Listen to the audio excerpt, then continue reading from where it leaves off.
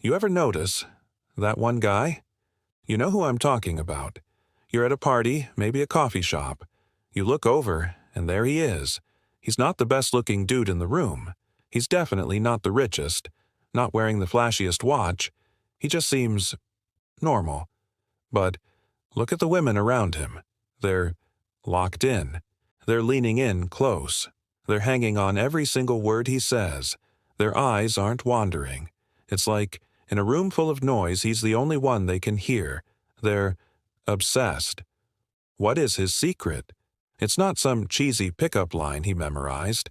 It's not a magic trick.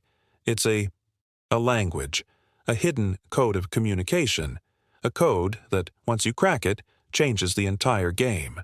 You don't just get heard, you get felt, and it triggers something deep. We call this the resonance code. So, here's the deal. If you're tired of having conversations that just fall flat, if you're ready to stop being misunderstood and finally spark that real, deep connection, do me a quick favor, hit that like button right now and subscribe to the channel. It just lets me know you're serious about leveling up. You good? All right, let's crack this code. So, the first mistake most of us make is thinking communication is just one thing. It's not. We're living in two completely different worlds of communication. And look, this isn't about men versus women. It's about two different energies or modes. We all use both. The first world? We'll call it masculine communication. This world is all about information. Its only job is to deliver data, facts, logic, instructions. The meeting is at 3 p.m. The score was 2-1. Hey, grab milk on your way home. In this world, the message is complete. The transmission is successful if the other person can summarize the content. Got it. Milk, 3 p.m. Done. Job finished. But there's a second world, and this is the one that most of us are totally blind to. We'll call it feminine communication. This world, it lives on a totally different frequency. It doesn't really care about the data. It doesn't care about the facts. It cares about one thing: emotional resonance. In this world, a message is only received. Not when they understand what you said, but when they feel what you're feeling. It's not about the content. It's about the vibration. Think of it like this: a tuning fork. If you strike one tuning fork, and you bring a second one close to it, what happens? The second one starts vibrating, all on its own, without you even touching it. That is resonance. In feminine communication, that vibration, that's the emotion.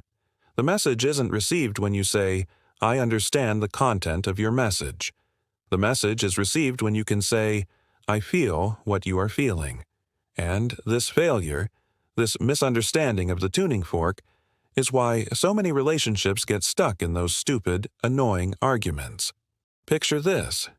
She comes home from work, and she is fuming. She says, "Ugh, my boss was such a jerk today.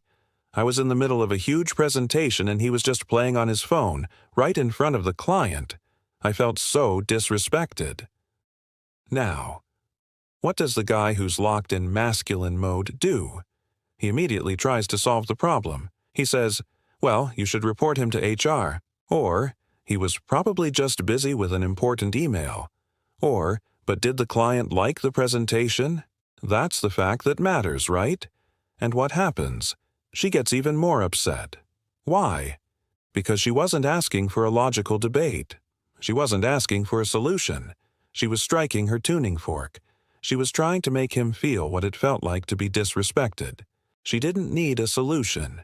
She needed resonance. She needed to hear, "What? Are you serious? That must have felt awful.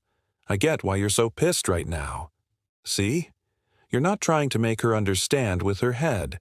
You're trying to make her know that you get it, in your bones. And this is the tragedy. So many guys are just too literal. We get functionally fixed on the words themselves. We think a word is a word. Please means please. But we're dead wrong. Words are just containers. They're empty cups. What really matters is what you pour inside them, and what you pour inside is the emotional charge. Think about one simple word, please. I can say, please. And it's an intimate invitation. I can say, please. And it's a demand with consequences. I can say, please. And it's a heartbreaking, desperate plea. The word is the same. The emotional investment, it flips the entire meaning of the conversation. The literal guy hears the word. The charismatic guy hears the music behind it. And this is the final secret. This is what the best actors on screen, the ones you can't look away from, have mastered. What does an actor get? A script. Just words on a page, black and white. But what makes their performance magnetic? What makes it enchanting? They invest that script with emotional content. And that is the resonance code. That's what makes women obsess. You have to be able to do both. You have to be particular with your words. And you have to invest those words with a powerful emotional charge. When you can combine functional, semantic clarity with powerful, resonating emotional depth, you are no longer just a speaker. You are a charismatic communicator. You send a message that isn't just received by the ear and processed by the brain, but one that vibrates directly in the heart. So, from now on, don't just think about what you're going to say. Think about what feeling you are carrying. Think about that tuning fork in your chest. And make sure it's vibrating exactly the way you want it to. Because that resonance, is the real key. It's the key to building that deep, powerful connection. And yeah, that's what sparks that genuine, healthy obsession. That's your true power.